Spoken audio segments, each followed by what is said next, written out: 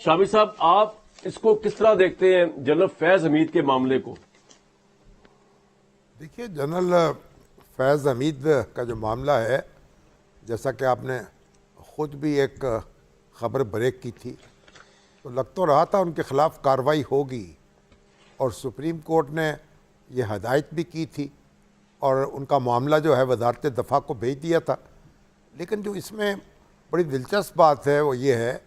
کہ کارروائی صرف وہ ٹاپ سٹی کے معاملات تک محدود نہیں ہے، بلکہ کہا گیا ہے کہ وہ ریٹائرمنٹ کے بعد جو ان کی مصروفیات تھیں ان میں خلاف ورزی کی گئی ہے آرمی ایکٹ کی۔ اب اس کی کوئی تفصیل بیان نہیں کی گئی، اس کی تفصیل جب سامنے آئے گی تو پھر معلوم ہوگا کہ اس کا پھیلاؤ کتنا ہے اور کون کون لوگ اس میں ملوث ہو سکتے ہیں اور کن کن لوگوں کو یہ اپنی لپیٹ میں لے سکتی ہے۔ تو جو حصہ یہ ہے اس کا، یعنی اس نے تو ایک بڑا اضطراب پیدا کر دیا ہے، اور جب تک اس کی وضاحت نہیں آئے گی اور اس کی تفصیل معلوم نہیں ہوگی، یہ کہانی ہم آگے نہیں بڑھا سکیں گے اور اس پر کوئی سیر حاصل تبصرہ نہیں کر سکیں گے۔ تو مناسب بات ہوگی کہ اگر ISPR اس کی بھی وضاحت کر دے تھوڑی سی، تاکہ معلوم ہو جائے کہ کون سے معاملات تھے، ان کی ایکٹیویٹیز کیا تھیں، کیا یہ کوئی کسی سیاسی جماعت کے ساتھ ساز باز کر رہے تھے، کیا کوئی جو ایک فوج کے اندر جو ہے وہ کوئی یعنی انتشار پھیلانے کی کوشش میں مصروف تھے،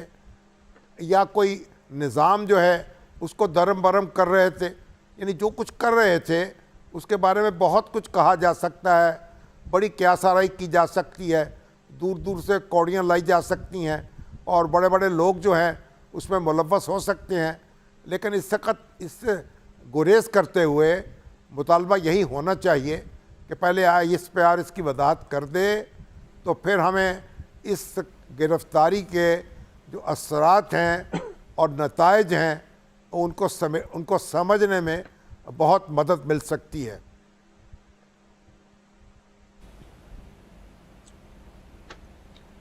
شامی صاحب ایکچولی اس میں فیصل واڈا صاحب تو اکثر یہ کہہ چکے ہیں، ایون جو عمران خان صاحب کا دھرنا تھا جو آرمی چیف کو روکنے کے لیے، اس کے علاوہ یہ 8 مئی سارے معاملات، لیکن آپ یہ وجہ فرما رہے ہیں کہ اس کے اوپر ہم تو الزامات اس طرح لگا نہیں سکتے کیونکہ معاملہ بڑا سینسٹیو ہے۔ ایک طرف فوج کے اعلیٰ ترین فوجی افسر جو کہ اس وقت ریٹائر بھی ہو چکے تھے، لیکن بہرحال فوج سے تعلق ہے، دوسری طرف پاکستان کے بڑے اہم ترین لیڈر عمران خان، تو ہم چیزوں کو حقائق کی روشنی میں دیکھتے ہیں۔ یہ آپ شامی صاحب وجہ فرما رہے ہیں۔ شامی صاحب یہ اگر بگننگ یہ ہوئی ہے کہ جنرل فیض حمید تک بات پہنچی ہے، تو اویس صاحب جو ہے یا کوئی اور بندہ جو ہے وہ اس کو معاملے کو عمران خان سے الگ کر کے کیسے دیکھ سکتے ہیں کہ جنرل فیض حمید جو کچھ بھی کر رہے تھے، ٹھیک ہے آپ جنرل باجوہ کی انہوں نے بات کی ہے، لیکن میں کہتا ہوں کہ جس کے لیے وہ کر رہے تھے، جو اس کے الٹیمیٹ بینیفیشری تھے، پارلیمان کے لوگوں کو اٹھا کے لانا، ایجنسی کو یوز کرنا، ججز کو زود و کوب کرنا، وہ سب تو عمران خان کے لیے کیا جا رہا تھا نا۔ تو پھر عمران خان بھی تو part of the issue and problem ہے نا،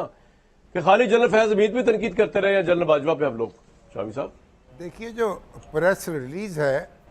اگر ہم اس کے دائرے میں رہیں تو پھر فیض حمید صاحب کی ریٹائرمنٹ کے بعد کے جو واقعات ہیں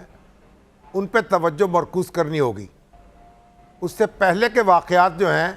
ان کا ذکر نہیں ہے، اس میں تو صرف وہ ٹاپ سٹی کا جو سکینڈل ہے اس کا ذکر ہے،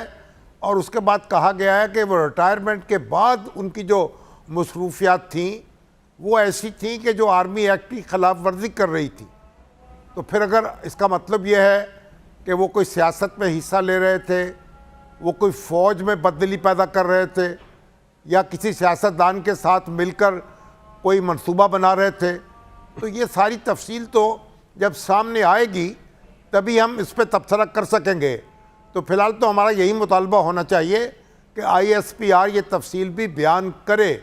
تاکہ ہم کوئی اندھیرے میں ٹامک ٹوئیاں نہ ماریں اور الزامات نہ لگائیں کسی پر، اور جب ساری چیزیں سامنے آ جائیں تو پھر اظہار خیال کر سکیں۔ تو یہ بات آپ نے جو کچھ باتیں کہی ہیں وہ تو اس وقت کی ہیں جب وہ ISI کے سربراہ تھے۔